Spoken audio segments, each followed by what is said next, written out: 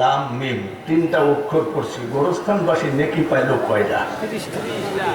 বলেন আলহামদুলিল্লাহ। আমাদের কোরআন শরীফটা পড়ি আমরা, এটা রেহেল কাঠ। কি কাঠ? রেহেল কাঠটা যদি কোথাও পড়ে থাকে পা দিয়ে কি দাঁড়াতে পারবেন? কেন? রেহেল কাঠ যদি পৃথিবীর সব থেকে কমা কাঠ দিয়েও বানানো হয়, আমাদের কিতাবের সাথে টাচ খেয়েছে, আমাদের কোরআনের সাথে টাচ খেয়ে রেহেল কাঠও পবিত্র হয়ে গেছে। জোরে কর মারহাবা। কিতাব আমাদের শ্রেষ্ঠ।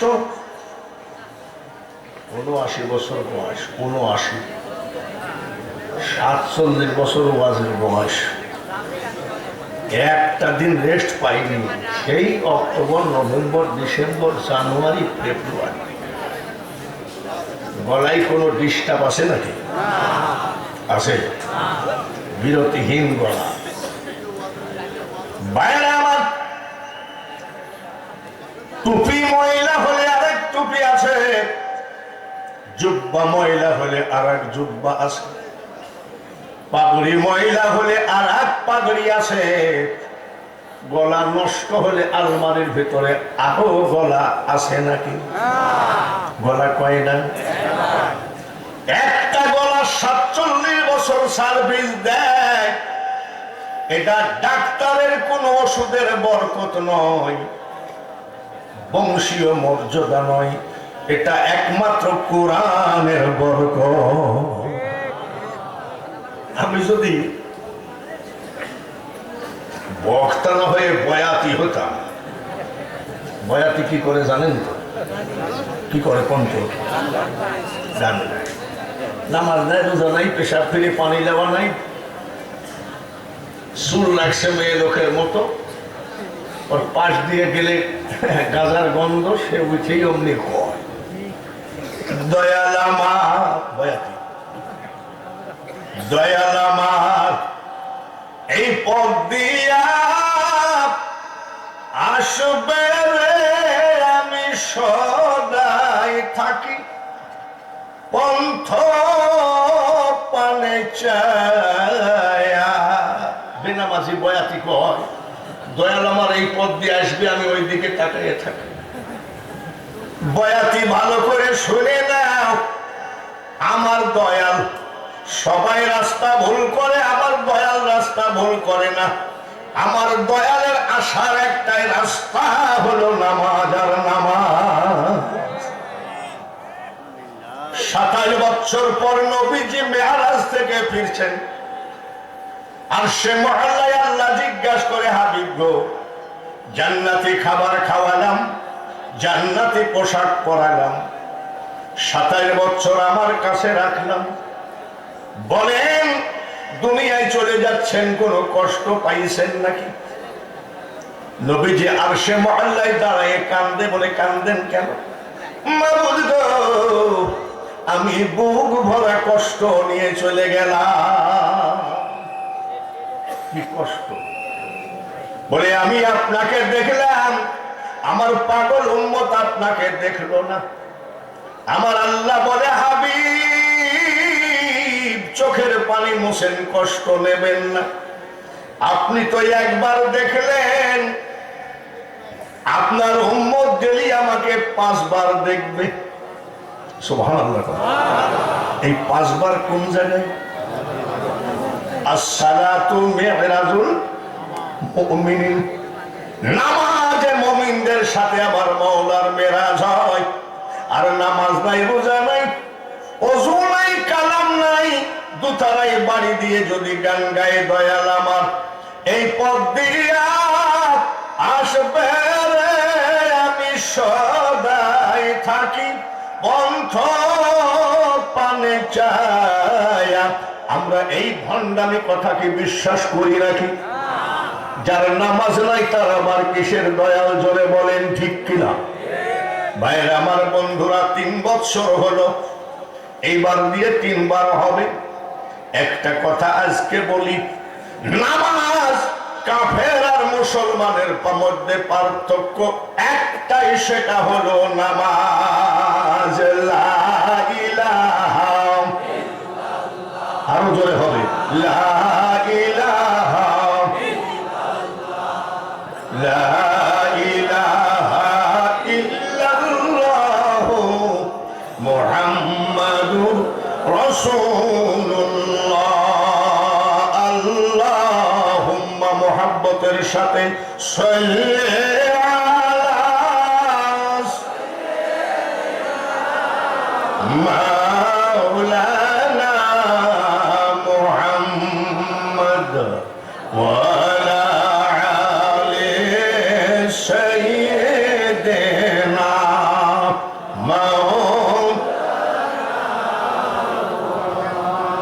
প্রধান বক্তার কাছ থেকে কি পেলাম মনে রাখতে হয়।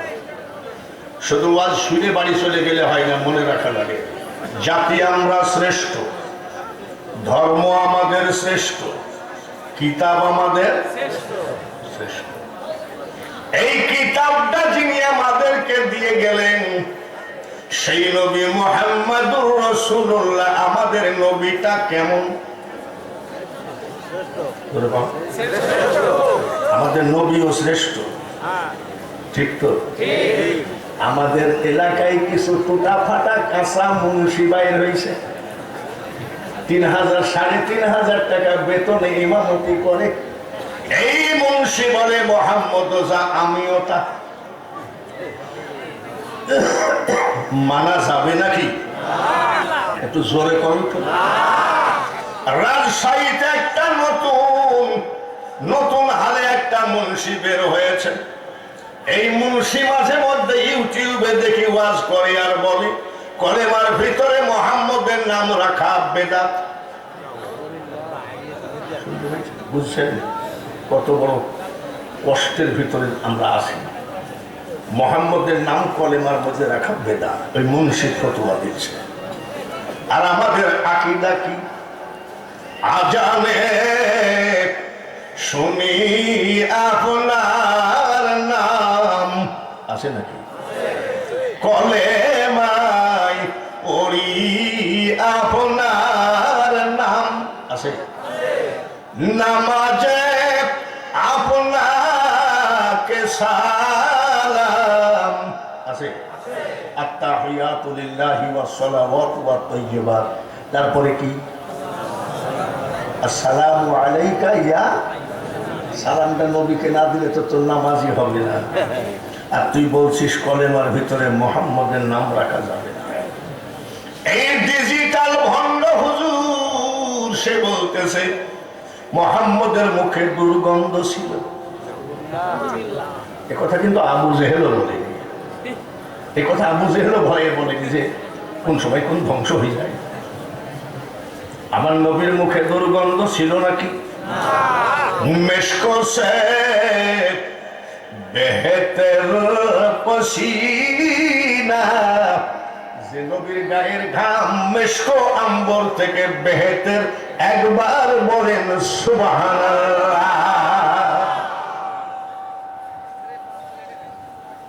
নবীজির মার নাম কি?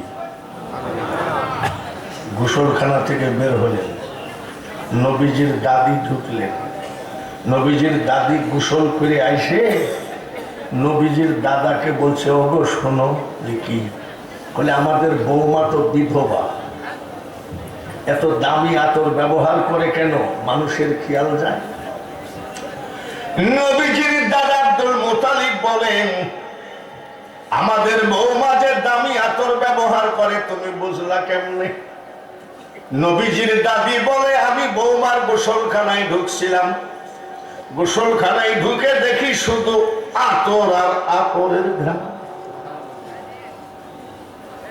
আমি যত বড়ই আন্তর্জাতিক খ্যাতি সম্পন্ন বক্তা হই না কেন, বাথরুম থেকে বের হয়ে যে যাবে আতরের ঘ্রাণ পাবে নাকি?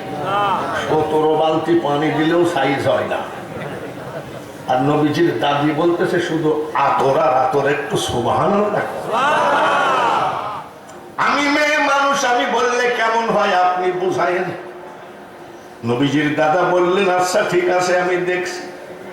মা আমিনাকে ডাকলেন, বৌমা, কুরাইশ বংশের বউ তুমি, তারপরেও স্বামী মারা গেছে, তুমি বিধবা, এমন কোন দামি আতর ব্যবহার করো না মানুষের যাতে খেয়াল তোমার দিকে যায়। নবীজির মা আমিনা ডাক দিয়ে কয়, আব্বা, আমি জীবনে কোনোদিন আমার শরীরে আতর টাচ করি নাই। কি ব্যাপার, তুমি কুরাইশ বংশের বউ হয়ে মিথ্যা বলছো? তুমি এত দূর দাঁড়ায় আসো, আমি এখান থেকে আতরের ঘ্রাণ পাচ্ছি। মা আমিনা বলি, আব্বা, আমি মিথ্যা জানি না, মিথ্যা বলি না।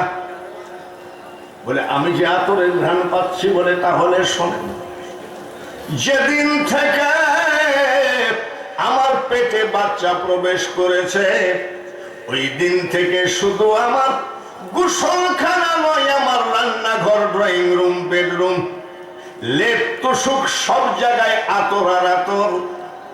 আর এমন কি গো আব্বা, আমার লোমের গোড়ায় পর্যন্ত জান্নাতি আতরের ঘ্রাণ পাই, সেই নবীর উম্মত আমরা।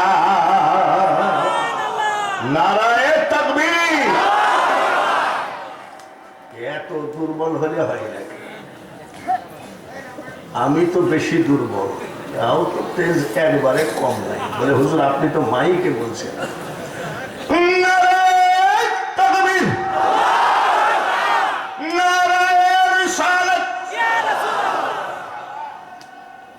মোটামুটি মা আমিনা বলছেন, আমার ছেলে খাতনা দেওয়া অবস্থায় এসেছে। সুবহানাল্লাহ। আচ্ছা ভাই, খাতনা কাকে বলে?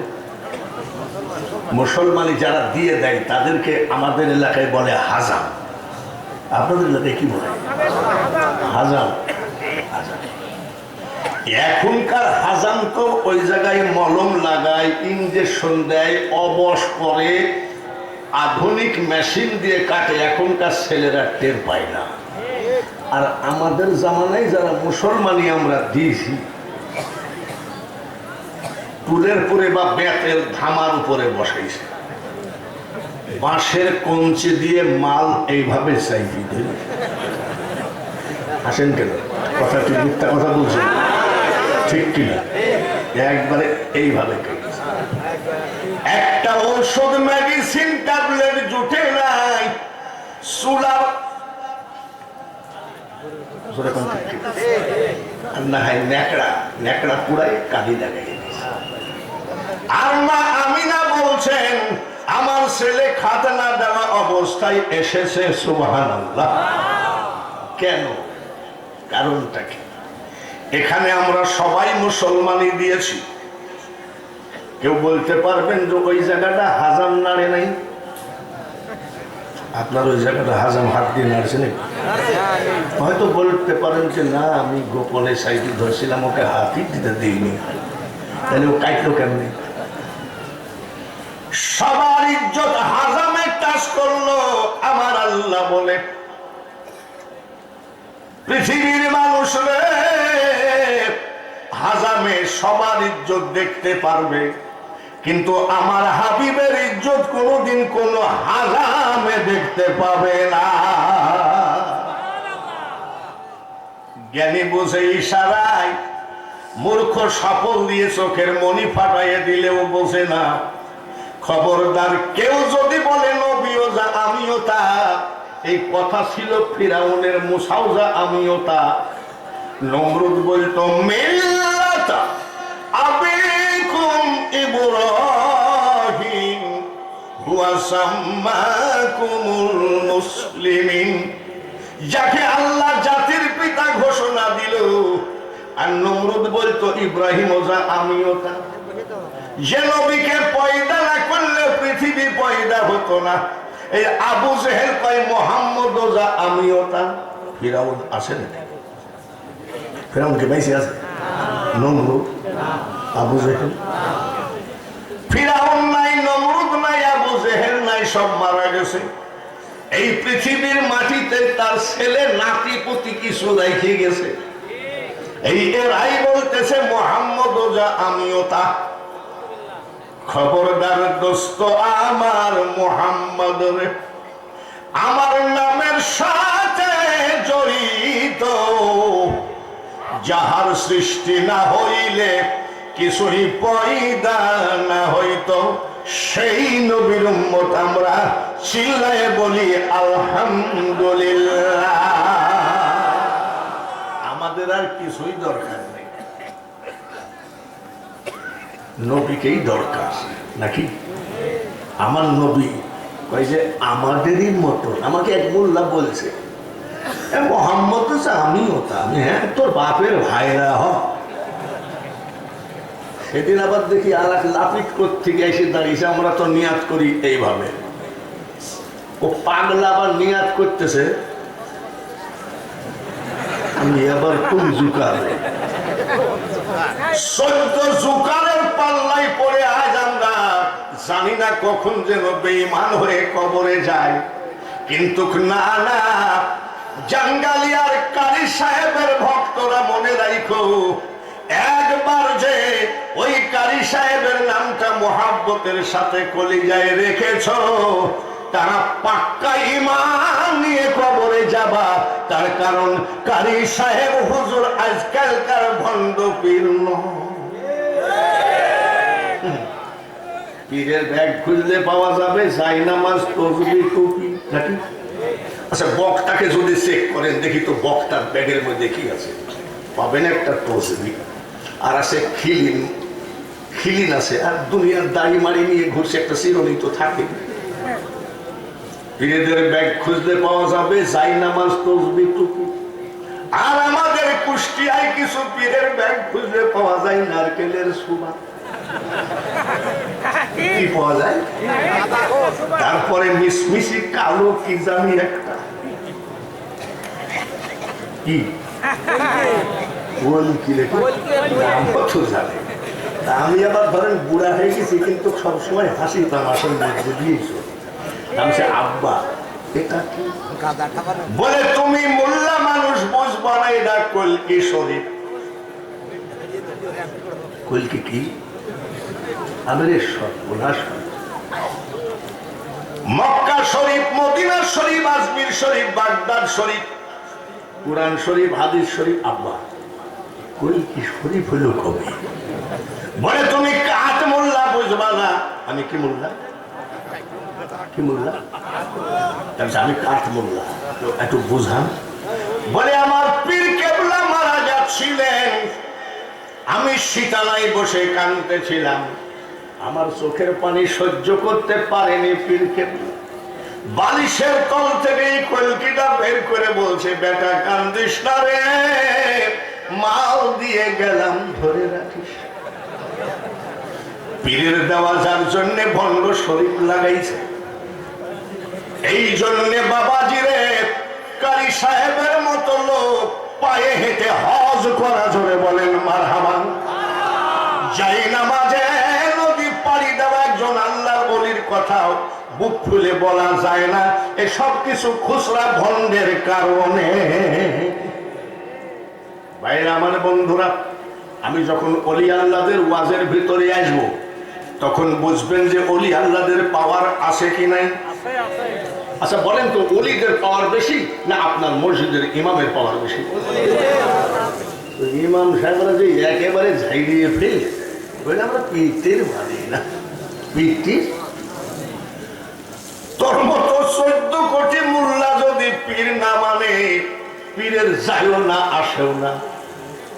এটা কি?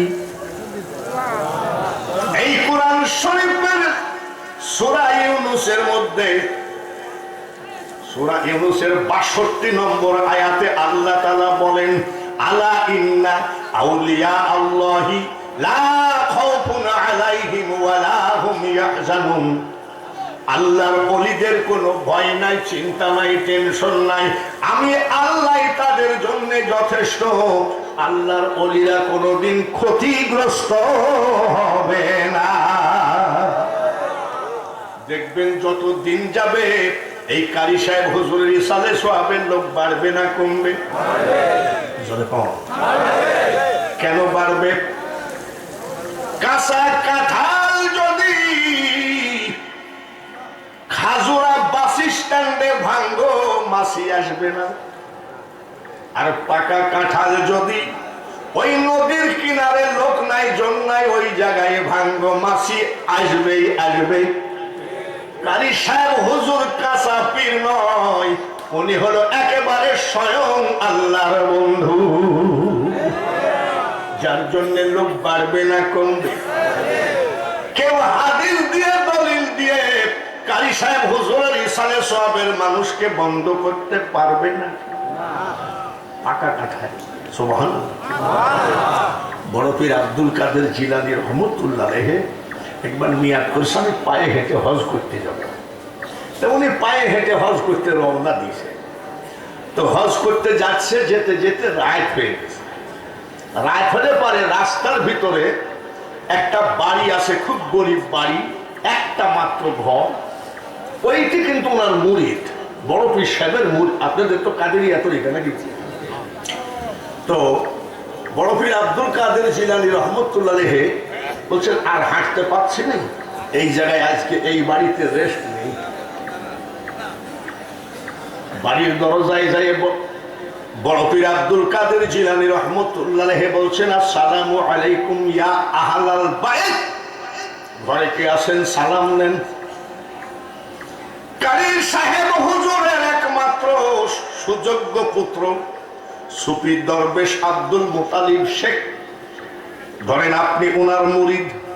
উনি যদি রাত্রে ৩টার সময় বাড়ির গেটে যায় ডাক দেয়, বাবা স্বামী, স্বামী কি টের পাবে কি পাবে না? এত রাত্রে হুজুর পিরানে পীর দস্তগীর মাহবুবে সুবহানী গৌসে সমদানি মহিউদ্দিন আব্দুল কাদের জিলানী রহমতুল্লাহ আলাইহি ওই রাত্রে সালাম দেয় আসসালামু আলাইকুম ইয়া আহলাল বাইত। মুরিদ ঘরের ভিতর থেকে এসে বলছে আরে সর্বনাশ হুজুর, আমি আজকে তোমার বাড়িতে থাকবো। লোকটার ঘর একটা। লোকটা বলছে আলহামদুলিল্লাহ, বড় পীর সাহেবের মতন লোক আমার এই ভাঙ্গা ঘরে থাকবে। লোকটা খুশি না বেজার? জোরে কম। আচ্ছা বড় পীর সাহেবের কথা বাদ দিলাম, আমি যদি কোনোদিন বিপদে পড়ে আপনার বাড়িতে যাই, বলি চাচা আজকে একটু থাকবো গো, আপনি তো নিজেই বলবেন যে আল্লাহ, যে লোকটাকে আনতে গেলে প্যান্ডেল করা লাগে, গরু জবাই করা লাগে, টাকা দেওয়া লাগে, আর সেই লোক আমার বাড়িতে হাজির, আলহামদুলিল্লাহ।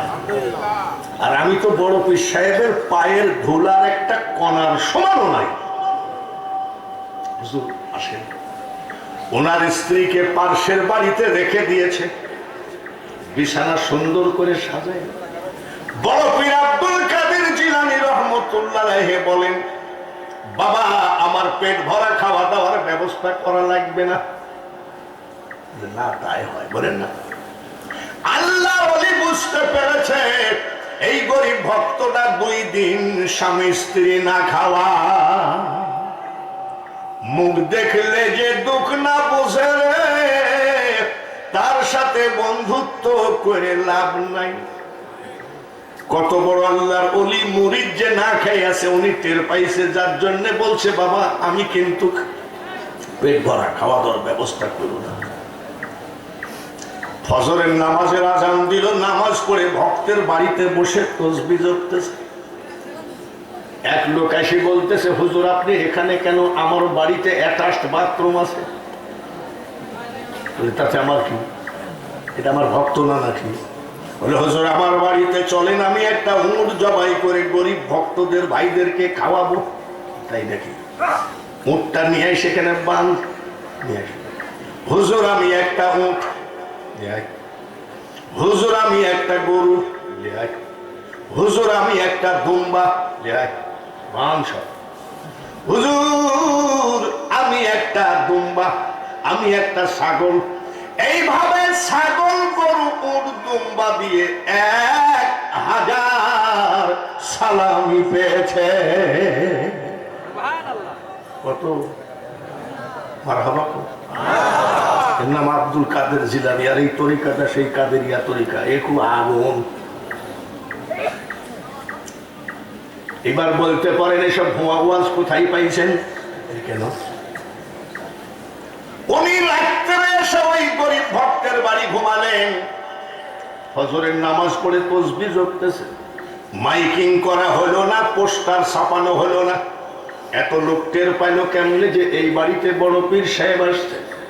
ওরা পাগলের দল। পাকা কাঁঠাল ভাঙলে মাসি ডাকা লাগে না, মাসির পায়ে ধরা লাগে না, মাসিকে মাইকিং করা লাগে না, এমনিতেই মাসি হাজির হয়ে যায়।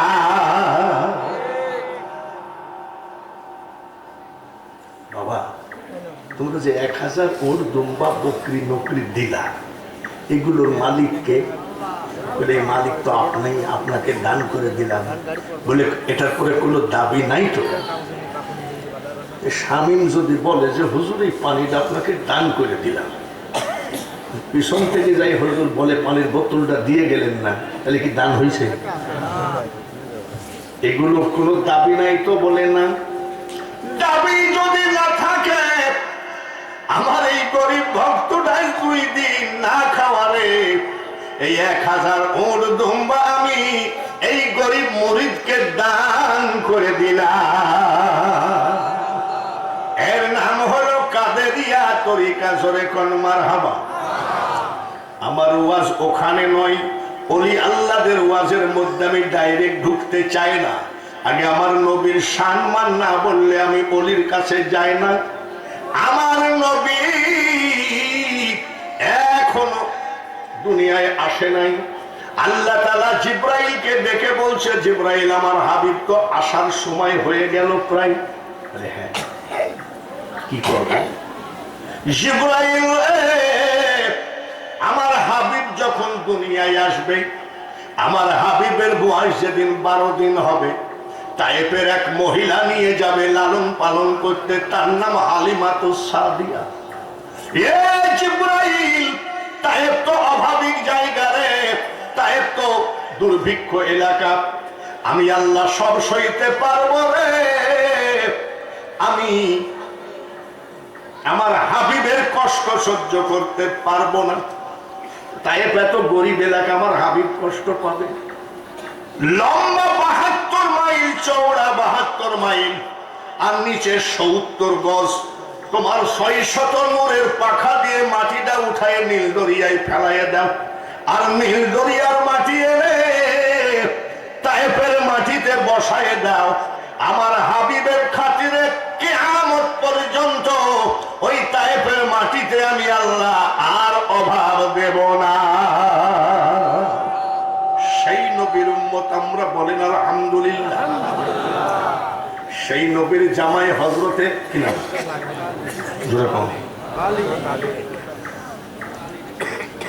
আল্লাহ আমার মরণটা কবে করবে গো? মরলে পাইছি, এটাও শুনলাম। হযরত আলী নাকি মদ খেয়ে মাগরিবের নামাজ ভুল করেছিল। জোরে কম, জোরে কম। এটা কোন নেতা নেত্রী বলে না, এটা বক্তা বলে।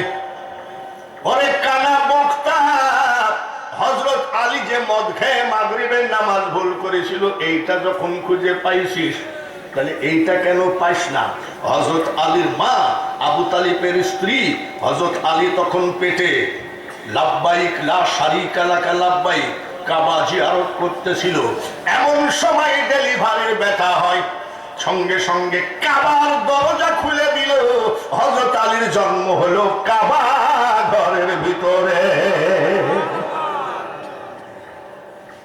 যে আলী সম্পর্কে আমার নবী বলেন, আনা মাদিনাতুল ইলমি ওয়া আলিমুন বাবুহা, আমি জ্ঞানের শহর, আর এই শহরে ঢুকতে গেলে একটা দরজা, সেটা হলো আমার আলী।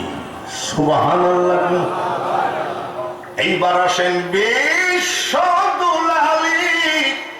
নবীর নন্দিনী খাতুনে জান্নাত ফাতিমা জননী। নবীজির পরিচয় কিঞ্চিত দিলাম, হযরত আলীর পরিচয় দিলাম। এইবার খাতুনে জান্নাত মা ফাতিমাতুজ জোহরার কথাটা শোনেন। মা হাওয়া আলাইহিস সালামেরও আগে পয়দা। এরা হলো পাক পাঞ্জাতন, পাক পাঞ্জাতন। আল্লাহ তাআলা কোরআনের ভিতরে বলেছেন, ইন্নামা ইউরিদুল্লাহু লিইউযহিবা আনকুমুর রিজসা আহলি বাইতি ওয়া ইউতাহহিরুকুম তাতহীরা। আমি আল্লাহ বলছি আমার নবীর বংশধরকে আমি পবিত্র বানিয়ে দিতে চাই। যার জন্য পাঁচজনকে আমরা পাক পাঞ্জাতন বলি। পাক মানে পবিত্র, আর পাঞ্জাতন মানে পাঁচজন। মা আয়েশা সিদ্দিকা বলে, আমার ফাতিমা মাঝে মধ্যে আমার বাড়িতে বেড়াইতে আসেন। ঘরের জানলা দরজা বন্ধ, বুরখার মুখটা যখন খুলে আমি আয়েশার ঘরখানা আমার ফাতিমার চেহারার আলোতে আলোকিত হয়ে যায়। আর আমাদের মেয়েরা সুন্দর হওয়ার জন্য ছাই ছাতা মাখতে মাখতে চেহারার কাম সারা। পবিত্র পাক এবং পবিত্র ধরে বলেন ঠিক। এইবার আসেন মা ফাতিমা, তারপরে ইমাম হাসান আর হুসাইন। এই পাক পাঞ্জাতন পাঁচজনের কথা অল্প অল্প করে বলবো, তার কারণ রাত বাজে 11:30 নাকি, অত রাত তো করা যাবে না, যার জন্য শর্ট শর্ট করে বলছে। ইমাম হুসাইন মারহাবা কর, ইমাম হাসান মারহাবা কর। হযরত আলীর কথা বললাম, আমার নবীর কথা বললাম, খাতুনে জান্নাতের কথা বললাম। ইমাম হাসান আর হুসাইনের কথা শোনেন, ছোট্ট দুইটা ভাই। ইমাম হুসাইন বলছে চলো নানার কাছে যাই। বলে নানার কাছে কি? বলে আজকে নানাকে কিছু প্রশ্ন করব। দুই ভাই এসে কয় আসসালামু আলাইকুম নানা, কেমন আছেন? আমার নবীজি কয় আলহামদুলিল্লাহ। আর আমাদের নানা, নানা কেমন আছো? আর ভাই চলেন। আর ইমাম হাসান হুসাইনের নানা কি বলছে? আলহামদুলিল্লাহ। ইমাম হুসাইন বলে নানা আজকে কিছু প্রশ্ন করব। বলে করো। নানাজি আমরা দুই ভাই আপনার কাছে কেমন ভালোবাসেন দুইজনকে? বলে দুইজনকে 100% ভালোবাসি। বলে কাকে বেশি আর কাকে কম? নবীজি বলছে হাসান হুসাইন রে আমার দুই নাতিকে আমি সমান ভালোবাসি। ইমাম হুসাইন বলছে না না, কোন স্কুলে কি দুইজন একসাথে ফার্স্ট হয় নাকি? একজন ফার্স্ট হয় একজন সেকেন্ড হয়। বলে এ কথা বলছো কেন? বলে দুইজনকে তো সমান ভালোবাসা যায় না। আমার নবী বলে খবরদার স্কুল কলেজের হিসাব আমার কাছে দিও না, আমার দুই নাতিকে আমি সমান ভালোবাসি। বলে না না না তা হয় না, একজন সেকেন্ড হবে। নবীজি বলছে কলেমা পড়ো। দুই ভাই এমন কায়দায় কলেমা পড়তেছে যেন ফার্স্ট হয়। একবার রাষ্ট্রপতি ছিল জিয়াউর রহমান আর প্রধানমন্ত্রী ছিল শাহ আজিজুর রহমান। সৌদি আরবে 50টা লোক নেবে। তো আমাকে ডাকলো যে আপনি যাবেন না? আমি চলেন যাই, দেখা যাবে। বাইতুল মুকাররমে ইন্টারভিউ দিচ্ছে। সৌদি আরবের রাষ্ট্রদূত কলম হাতে করে বসে আছে, আর আমাদের প্রধানমন্ত্রী যেটা বলছে ওকে। আমি যাই দেখি বাপুরে ভালো ভালো হাফেজ সব ফেল খাই বসে আছে। আমার বাপ আবার একটা মহিষ বিক্রি করে 300 টাকা দিয়েছিল। শোন, মহিষ বিক্রি করে টাকা দিলাম, যদি তুই হাইরে যাস আমার সামনে মুখ দেখাইস না। আরে বাবা রে, গেলাম। যাই 56 নম্বরে আমার ডাক পড়লো। ভালো ভালো চেহারা, এই যে দেখছেন কি দাতা চেহারা নাকি? আর আমরা এই চেহারা নিয়ে গেছি, ওরাই ফেল খাই বসে আছে। কারণ হচ্ছে যে বাপ তো বলেছিল যদি হার মানিস তাহলে আর মুখ দেখাইস না। বলছে কোরআন তেলাওয়াত করেন। আউযু বিল্লাহি মিনাশ শাইতানির রাজিম। এই রাষ্ট্রদূতের কাছে দুইটা কলম আছে, একটা সবুজ আর একটা লাল। এই সবুজটা দিয়ে দাগ দিলে মনে করবে পাস করছে, আর লালটা দিয়ে দাগ দিলে মনে করবে ফেল। দেখি সবুজটা থুয়ে লালটা নিল, মানে আমার টানটা নরমাল হয়েছে। বিসমিল্লাহির রহমানির রহিম। তারপরে লোকটা লাল কলম ফেলাইল না।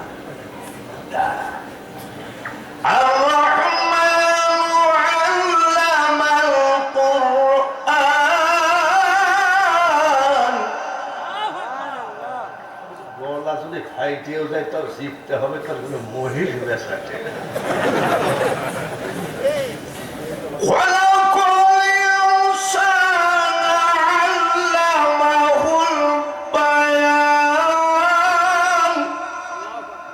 বাইতুল মুকাররমের মাইকও কিন্তু মরদ মাইক।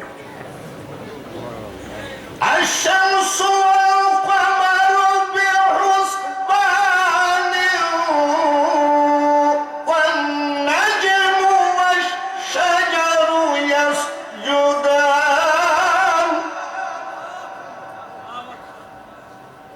80 সালে, 80 সালে। তাইলে এখন তো বয়স অনেক বেড়ে গেছে, তখন টান্ডা কেমন ছিল বাবা। কোরআন তেলাওয়াতে ফাস্ট হয়ে গেলাম। বলছে আপনি আজান দেন। আজান তো আজকাল ধরেন যে কোনো জায়গায় বাইতুল মুকাররমের মতন আজান দেয়, আর তখন অত ভালো আজান কেউ দিতে পারত না। মরি ছিল এইবার দেখি যে 4-5 জন লাইনে দাঁড়ায় আছে, ফেল করছে। আল্লাহু আকবার, আল্লাহু আকবার। আমার কথা হলো মহিষ বেচা টাকার গলা ফাইতে। আল্লাহু আকবার, আল্লাহু আকবার। আজানেও ফাস্ট হয়ে গেল। বলছে 5 মিনিটের ভিতরে ওয়াজ শেষ করে। আমি কি বিষয়ে যখন বলেছি কোন বিষয়ে, তখন বলছে আর বলা লাগবে না, আপনি ফাস্ট। আমার নবী বলে 2 ভাই কলেমা পড়ো। ইমাম হাসান হুসাইন 2 ভাই নানাজির কাছে ফাস্ট হওয়ার জন্য আমার থেকেও সুন্দর করে তো অবশ্যই পড়ছে। বলো নানা বলো, কার তেলাওয়াত ভালো, কে ফার্স্ট আর কে সেকেন্ড? আমার নবী ডাক দিয়ে বলে, হাসান হুসাইন রে, আমি তোর নানা, খোদার কসম করে বলি রে, কোনটা হাসানের গলা কোনটা হুসাইনের গলা আমি মোটেও টের পাই না। তাতে 2 জনই ফার্স্ট। তাই হয় নাকি? না না, এক ক্লাসে 2 জন ফার্স্ট। কলেমা লিখো। পাতা দিয়েছেন, পাতার উপরে 2 ভাই কলেমা লিখতেছে কায়দা করে, কে ফার্স্ট হয় দেখো নানা, কে ফার্স্ট আর কে সেকেন্ড। 2 ভাইয়ের কলেমা দেখে বলছে, ইমাম হাসান হুসাইন রে, কার লেখা কোনটা রে আমি মোটেও টের পালাম না। এতে বোঝা যায় 2 ভাই আমার কাছে সমান। আচ্ছা ঠিক আছে, তোমার কাছে আমরা 2 ভাই সমান, আল্লাহর কাছে কেমন? নবীজি কয়, এইবার তো বিপদে ফেললো দেখছি। বলে আল্লাহর কাছেও 2 ভাই সমান। বলে তা হয় না, কেউ ফার্স্ট আর কেউ সেকেন্ড। 80 নানা 80 চলে গেল। আমার আল্লাহ বলেন, এই জিবরাইল জান্নাতের ভিতর থেকে একখানা লাঠি নাও, লাঠিটা নিয়ে আমার হাবিবের কাছে দাও। এই জান্নাতের লাঠি দিয়ে 2 ভাইকে মাপুক। 1 চুল ছোট যে হবে সে হবে সেকেন্ড, 1 চুল বড় যে হবে সে হবে ফার্স্ট। জিবরাইল এসে সালাম দিয়ে জান্নাতি লাঠিটা দিলেন। আমার নবী ডাক দিয়ে কয়, 2 নাতি আরেকবার আসো, এটা আল্লাহ পাঠিয়েছে। 1 চুল যদি ছোট হয় সে হবে সেকেন্ড, 1 চুল যদি বড় হয় সে হবে ফার্স্ট। প্রথমবারে মাপাতে সমান সমান, সুবহানাল্লাহ বলে। দ্বিতীয়বার মাপাতে সমান সমান। ইমাম হুসাইন কয়, না ভাই আরেকবার মাপো গো। 3 বার মেপে সমান সমান হয়ে গেল। আমার আল্লাহ ডাক দিয়ে কয়, হাবিব আপনার 2 নাতিকে আপনি বলে দেন ওরা যেন আর হইচই না করে। আমি আল্লাহ তাদের 2 ভাইকে সমানভাবে ভালোবাসি।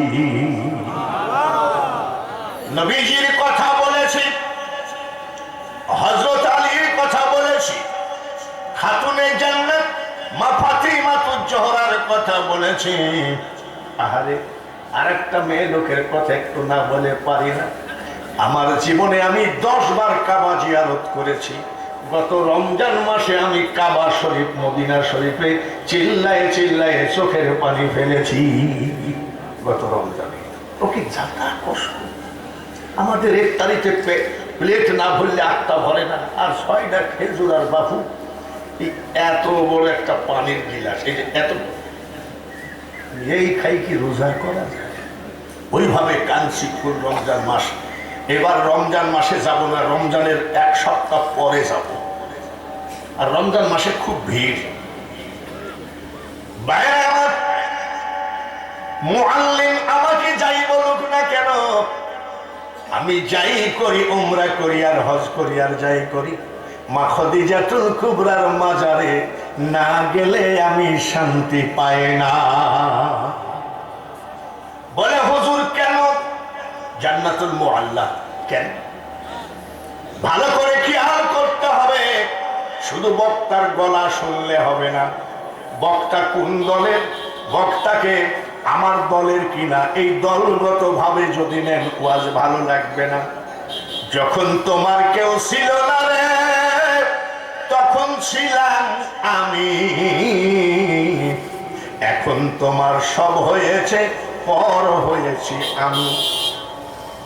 নবীজি যখন জবালে নূর পাহাড়ের গুহার ভিতরে কোরআন শরীফের জন্য বসে থাকতেন, 40 বছরের মা খাদিজাতুল কুবরা এক হাতে খাবার আর পাহাড় বেয়ে বেয়ে নবীর জন্য খাবার টেনেছে। ঠিক কিনা? এক বক্তা আবার তাকে বলতেছে 2 বার তালাক খাওয়াইন না বুড়া বেটি। কত বড় নাপাক কথা রে বক্তা। একটু রাতের অন্ধকারে তওবা করে নিষ্ঠার কারণ মা খাদিজাতুল কুবরা 40 দিন পর্যন্ত খাবার টানলেন, 41 দিনের জন্য অসুস্থ হয়ে গেলেন, শরীর গা হাত পা ব্যথা। ওই ব্যথার ভিতরেও এক হাতে খাবার আর এক হাত দিয়ে বেয়ে বেয়ে উঠে, একবার রেস্ট নেয় আবার উঠে, একটু চোখের পানি ঝরায়ে কান্দে আর বলে মাবুদ গো, আমি যদি অসুস্থ হয়ে যাই তোমার হাবিবকে কে খাওয়াবে? একটু রেস্ট নাই, উঠে। পাহাড় তো লম্বা পাহাড়, যারা হজ করেছে জিজ্ঞাসা করেন। আমার আল্লাহ বলেন কুল কুনতুম তুহিব্বুনাল্লাহ ফাত্তাবিউনি ইউহিব্বুকুমুল্লাহ ওয়া ইয়াগফির লাকুম যুনুবাকুম ওয়াল্লাহু গফুরুর রহিম। জোরে কোন মারহাবা। মানুষ বানাইছে আল্লাহ প্রেমের কারণে, প্রেমের ডুরি বান্ধ নবীজির সনে। আস্তে করে বলছে আল্লাহ তাআলা, জিবরাইল শোনো, দেখো আমার হাবিবকে কি ভালোবাসে, সমস্ত শরীর ব্যথা, তাও খাদিজা খাবার নিয়ে উঠতেছে। যাও, আমি আল্লাহ খুশি হয়ে গেলাম। সুবহানাল্লাহ বলেন। আর জোরে কোন নারায়ে তাকবীর। মা খাদিজাতুল কুবরার উপরে আল্লাহ এত খুশি কেন?